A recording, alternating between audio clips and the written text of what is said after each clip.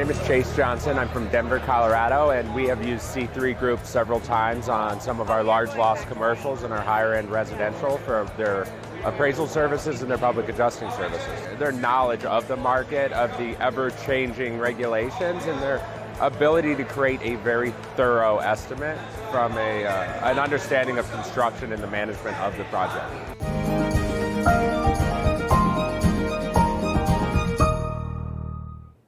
Good afternoon, everybody, on this Friday here for our daily hail forecast at 12 p.m. Thanks to C3 Group. I did factor in a new commercial and a new opening. Hope you guys like it. I've eliminated the countdown and just had a opening video. And C3 Group, Merlin Law Group, as always, sponsors and are still in the description below. So go check them out. And if you're having any issues with the website and the app, as always, you can give us a call, and the number will show up at the end of the video here on the screen. If you want to set up a training, we're more than happy to get you guys all squared away and ready to roll with our app and our website. So here's our forecast for today. It is biggest hail chances probably in a very rural area. It's actually a pretty major radar hole. There's not too much radar data even in this little section of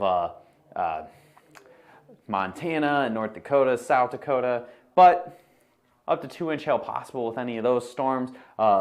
Maybe up to golf ball size hail as storms form off the Black Hills near Rapid City, much like what happened last Sunday. So a 5% chance there if it actually gets to Rapid City. It has a pretty good tendency of having storms being just to the west. 2% for Casper, Wyoming, one of like 3 places in Wyoming that actually have people in them. 2% way up north near Minot. We could maybe see something get towards Bismarck, but I'm thinking it's going to be more of a wind threat by the time storms get to Bismarck this evening.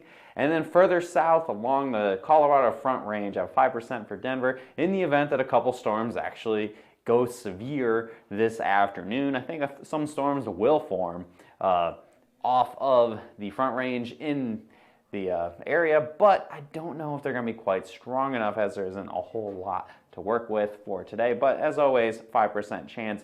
Denver has a tendency to surprise us time and time again, so that's why you're there. Potential, maybe ping pong ball size hail, but more your typical Denver storm where there's a lot of small hail with quarter, half dollars mixed in. So cross those fingers, do those hail dances. Maybe we can get some storms to hit areas maybe outside of the very rural sections. Maybe we can get a rogue storm to hit Billings or something. But if not, I think we're going to be going into the weekend on a fairly quiet note. Here's that future radar here. You see some storms over by Denver forming. Again, I don't think it's going to be anything crazy. Don't expect like what happened in 2018 or 17, those baseballs or anything. We could see kind of similar to what happened last Saturday with high volumes of hail, quarter, half dollar size hail in that. But if, and that's a big if, any storms even get strong enough, I wouldn't be surprised if we just have showers in the area today, hence the only 5% for Denver.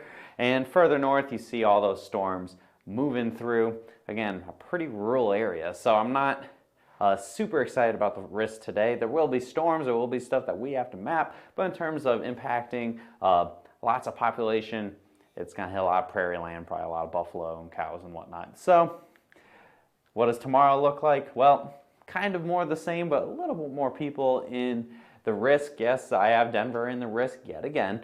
We could see some storms form in the afternoon, and then also isolated storms all the way from International Falls, Minnesota, down to near Garden City, Kansas. So any of these storms could pose a threat for up to maybe some isolated golf ball size hail, but for the most part, it's looking fairly insignificant right now. But maybe we'll get lucky to get some storms maybe by Fargo or Sioux Falls, maybe even down towards Grand Island or North Platte, or if we're really lucky, that will be the day that Denver gets big time hail. So again, that's going into your Saturday. Here's that future radar. I have to go on the national looking to see all those storms trying to form.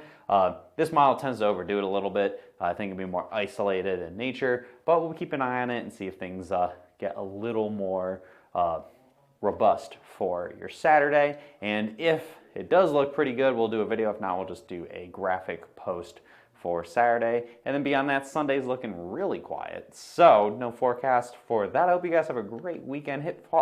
Follow our page here on Facebook if you're not watching us on Facebook, or if you haven't already, and hit see first. That way, when we go live with any kind of content or we do posts, you can see that at the top of your news feed so you don't miss any big hailstorms. And give us a call at 855-334-4245 with any comments, questions, or concerns you may have, or if you need help with our website, or if you're just interested in what Hailtrace has to offer in general. Email us at info@hailtrace.com or visit our website, hailtrace.com, for more information. And finally, follow us here on Instagram.